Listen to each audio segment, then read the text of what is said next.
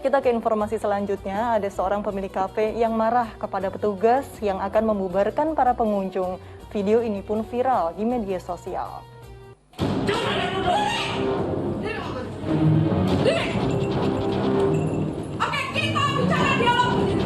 Seorang wanita pemilik kafe ini marah saat petugas Satpol PP akan menertibkan para pengunjung yang masih berkerumun hingga pukul 9 malam.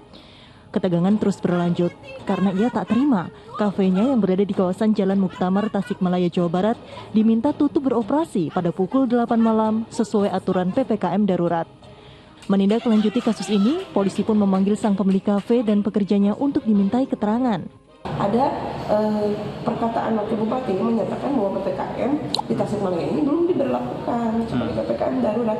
Nah, kita itu bertanya kepada petugas yang datang, sebenarnya ini aturannya seperti apa kan gitu. Kemudian petugas datang dan pemilik tempat itu menyampaikan keberatan akan kehadiran petugas di situ karena argumentasinya mereka mencari nafkah.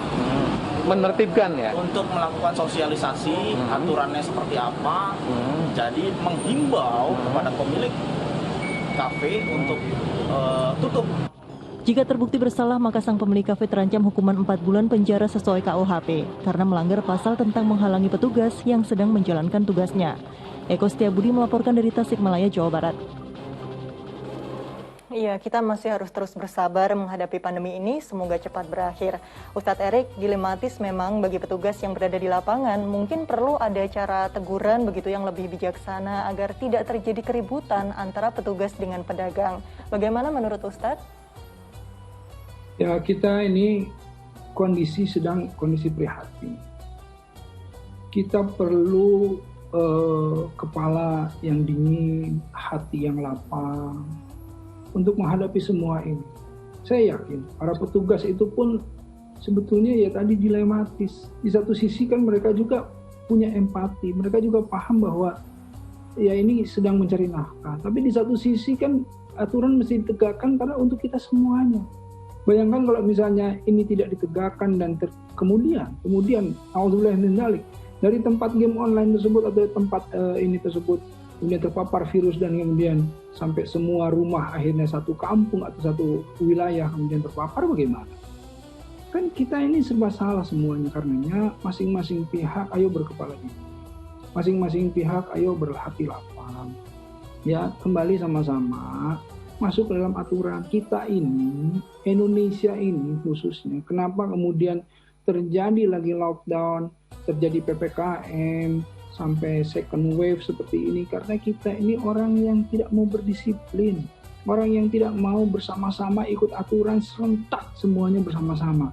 Tidak perlu harusnya ditakut-takuti gitu oleh petugas, takut saja oleh tadi itu yang namanya penyakit virus yang kemudian kita kan perintahnya oleh Rasulullah SAW juga, larilah kamu seperti kamu ketemu singa gitu. Masa ketemu singa terus kemudian kita nggak mau lari? Ya pasti namanya binatang buas gitu. Nah, itu kan sudah sunnah. Jadi artinya kalau kembali lagi wa atiullah wa atiur rasul wa ulil amri minkum, ini sebetulnya sudah semuanya ini masuk dalam aturan agama juga.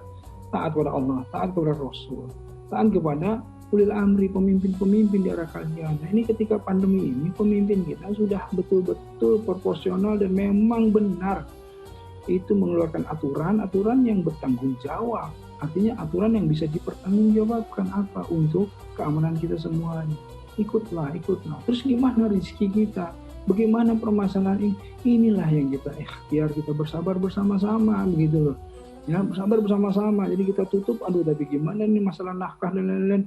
Inilah kalau misalnya ada bantuan dari pemerintah setempat, ayo dikasih bantuan gitu ya. Kalau misalnya ada kemudian bagaimana kemudahannya dan lain-lain. Ya, ini harus dibicarakan bersama-sama dengan kepala dingin, dengan hati yang lapang. Kalau ini sudah dibicarakan, nanti kan muncullah akhirnya ya oke lah, beginilah jalan tengahnya seperti apa atau solusinya seperti apa. Nah, kira-kira seperti itu. Ini musyawarah dan mufakat ini harus dilakukan.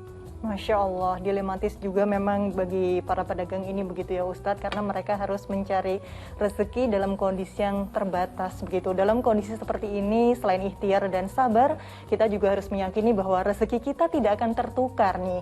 Nah, bagaimana sebenarnya konsep rezeki ini Ustadz agar kita yakin bahwa Allah Subhanahu wa Ta'ala tidak akan membiarkan kita kelaparan? Jelas ya, jelas sekali. Yang namanya kita itu mau seperti apapun ya yang Allah berikan ujian itu, la yukallifullahu nafsan illa wus'aha. Allah nggak akan berikan beban ya atau ujian yang kita tidak mampu menghadapi. Jadi kita ini sebetulnya dikasih ujian ini tuh semua masing-masing orang mampu untuk menghadapinya. Tapi dengan catatan apa? Wasta'inu bisobri wassalah. Jadi minta pertolongan kepada Allah dengan sabar dan sholat. Dengan sabar, ikhtiar terus, dan juga kemudian berdoa gitu. Nah, dengan permasalahan seperti ini, yakin wa may yattaqillah yaj'alhu makhrajan wa yarzuqhu min haitsu la yahtasib. Jadi kalau kamu bertakwa kepada Allah, takwa saja sama Allah, ingat nurut Allah semuanya, ikutin apa yang dituntun oleh Allah dan Rasulnya, ya Allah itu akan memberikan jalan keluar bagi persoalan sesulit apapun.